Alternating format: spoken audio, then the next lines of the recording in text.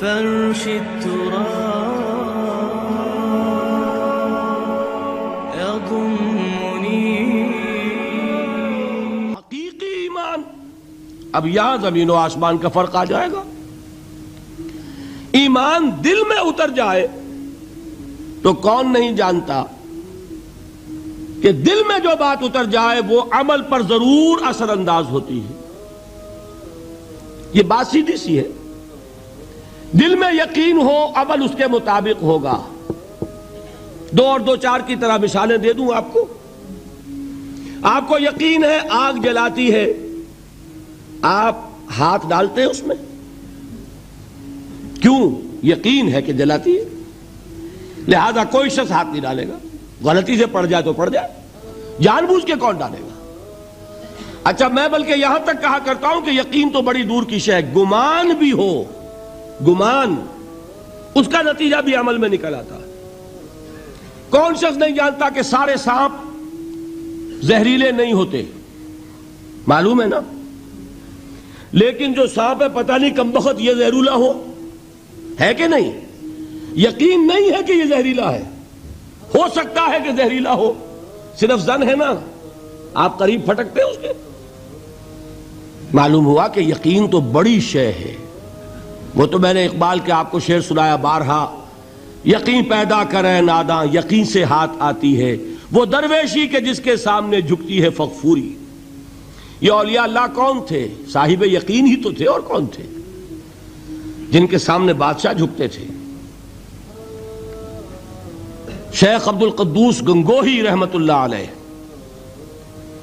کس زمانے میں تھے؟ یہ ابراہیم لودھی اور اکبر کا زمانہ, بابر کا زمانہ, جب جنگ ہوئی ان کے مابین. ابراہیم لودھی چل کر آیا ہے کہ بابر آ گیا ہے, میں جا رہا ہوں مقابلے کے لیے, پانی پت کی پہلی جنگ ہونے والی ہے, میرے لیے دعا کر دیجئے.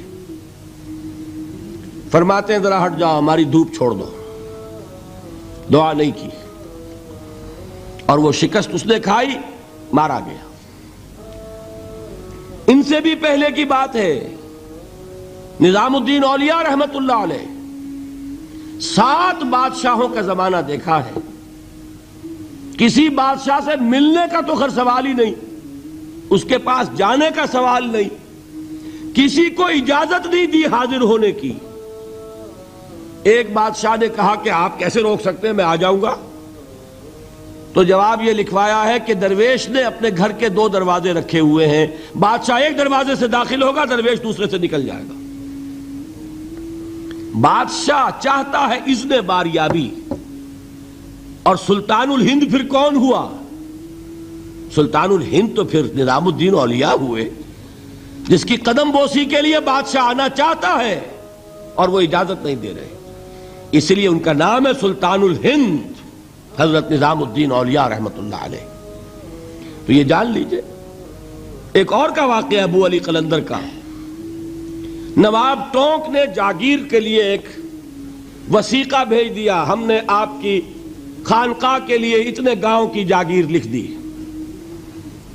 اسی کاغذ کے پشت پر ایک شعر لکھا, ماں آبروئے فقر و قناعت نباختیم, با میر خان بگوئے کہ روزی مقدر است. جاؤ میر خان سے کہہ دو, نواب ٹونک سے, ہماری روزی اللہ کے ہاں مقدر ہے, لکھی ہوئی ہے. ہم تمہارے ہاتھ اپنے فقر اور درویشی کی عزت بیچنا نہیں چاہتے, لے جاؤ اپنا وثیقہ. کون تھے یہ؟ صاحب یقین. یقین پیدا کرے ناداں یقین سے ہاتھ آتی ہے, وہ درویشی کہ جس کے سامنے جھکتی ہے فغفوری. شہنشاہ ہند اذن باریابی چاہے اجازت نہ ملے, وہ یقین کی بات ہے. آپ سوچئے یقین پیدا ہو جائے تو کیا ہوگا. اس کی ایک شکل تو میں کل آپ کو دکھا چکا. توکل ہوگا, راضی برضا ہوں گے, خوف نہیں ہوگا, حزن نہیں ہوگا. ڈر کاہے کا؟ میرا محافظ میرا رب. اچھا, اس نے ہی کوئی چیز میرے لیے لکھ دی ہے تو کون محافظ ہو سکتا ہے؟ اور اللہ سے بچانے والا کوئی ہے؟ اور ہم اللہ کی طرف سے مقرر کردہ کسی چیز سے بھاگیں گے کیا؟ وہ تو ہمارا محبوب ہے, محبوب کی رضا اسی میں ہے. حاضر ہیں ہم, نہ شود نصیب دشمن کے شود ہلاکے تیغت سری دوستا سلامت کے تو خنجر آزمائی. هي الحلقات تحفظني بآيات من القرآن هي الحلقات تملأني بحب المصطفى العدنان هي الحلقات تحفظني